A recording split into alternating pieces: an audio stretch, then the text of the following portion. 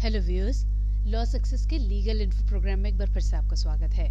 तो आज हम बात करने वाले हैं इलेक्शन कमीशन ऑफ इंडिया यानी ईसीआई या भारत निर्वाचन आयोग की।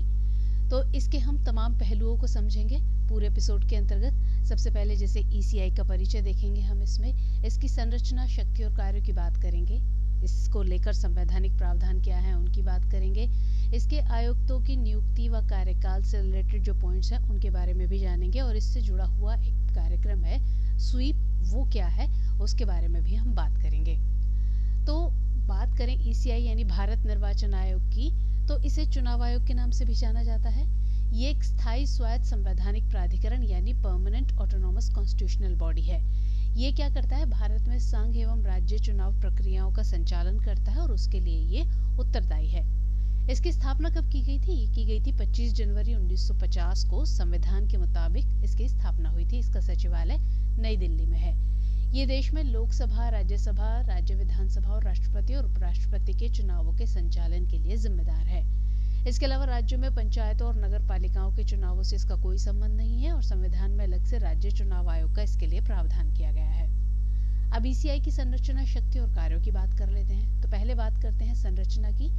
तो मूल रूप से इस आयोग में केवल एक चुनाव आयुक्त का प्रावधान था, लेकिन चुनाव आयुक्त संशोधन अधिनियम 1989 के बाद इसे एक बहुसदस्यीय निकाय बना दिया गया, और पहली बार 16 अक्टूबर 1989 को इसमें 2 अतिरिक्त आयुक्त नियुक्त किए गए, जिनका कार्यकाल 1 जनवरी 1990 तक था।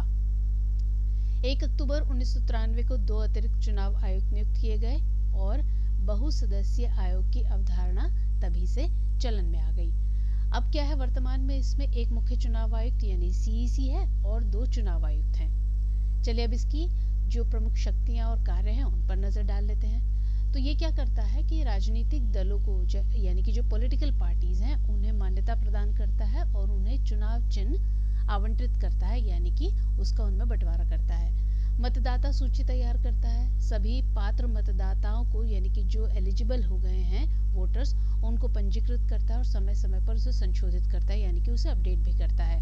इसके अलावा आदर्श आचार संहिता के अनुपालन के जरिए यानी कि मॉडल कोड ऑफ कंडक्ट के अनुपालन के जरिए राजनीतिक दलों के लिए चुनाव में समान अवसर को सुनिश्चित करता है।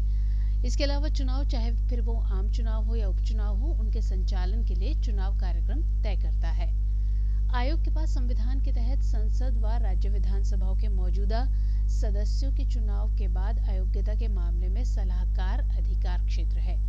परिसीमन आयोग अधिनियम के आधार पर देश भर में चुनाव निर्वाचन क्षेत्रों का निर्धारण करता है। मान्यता प्राप्त राजनीतिक दलों के विभाजन अथवा विलय से संबंधित विवादों का समाधान करता है।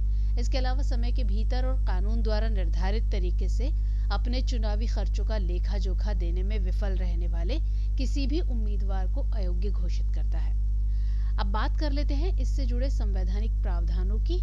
तो संविधान का भाग 15 अनुच्छेद 324 से 329 तक, जैसा कि हम जानते हैं, चुनावों से संबंधित है और इन मामलों के लिए एक आयोग की स्थापना का प्रावधान करता है।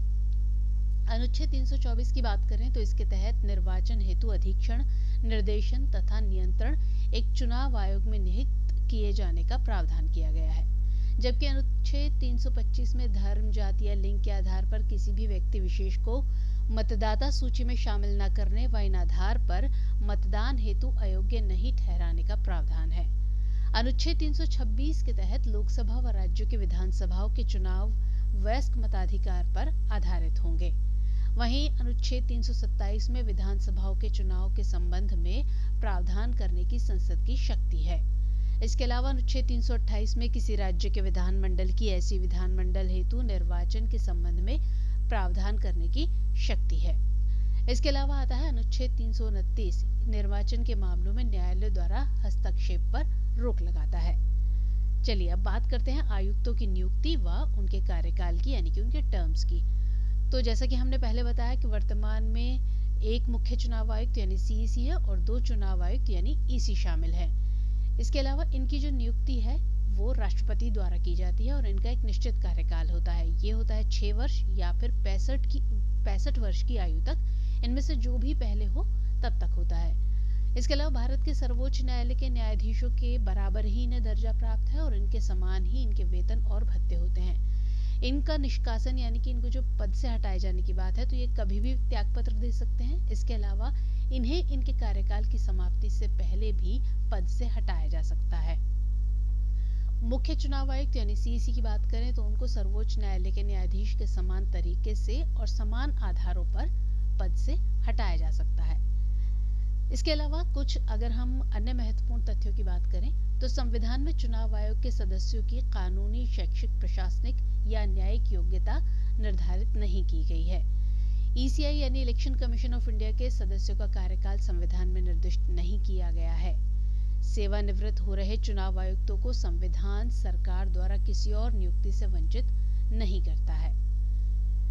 अब जैसे कि हमने कहा था कि स्वीप एक कार्यक्रम है, उसकी बात करेंगे। ये तो हुई इलेक्शन कमीशन ऑफ इंडिया की बात। तो SVEEP स्वीप का असल में फुल फॉर्म है systematic voters education and electoral participation.